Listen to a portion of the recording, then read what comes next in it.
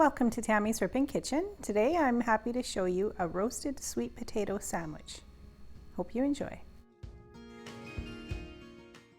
So first off, you're going to want to cook your sweet potato.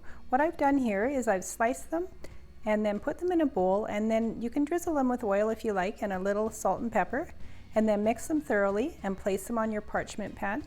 Place them in the oven for 10 minutes per side at 400 degrees.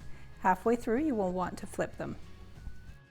So while those are baking, you will want to get your other ingredients ready and slice up your tomato and cucumber and get your lettuce and sprouts and hummus out, and then whatever other toppings you might like. Once that's all done, you can toast your bread, butter one side and put hummus on the other.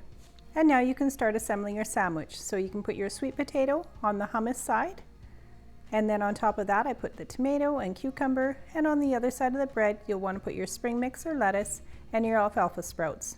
And then sprinkle your tomato side or cucumber side with some pepper and some dill.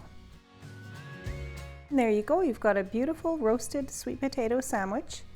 Fold those together and give them a cut, slice down diagonally or in the middle, whichever you prefer, and then you can sit down and enjoy them. I love serving my sandwiches with a side of soup. I think this one here was a wild rice and mushroom, but I have many others on my website. Feel free to go check those out, and I will leave some links down below too.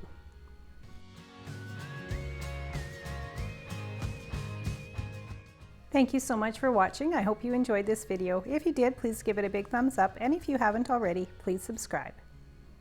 And just a little reminder too, I've made some great changes on my website. I hope you go check those out and get some more inspirational recipes. Thanks for watching.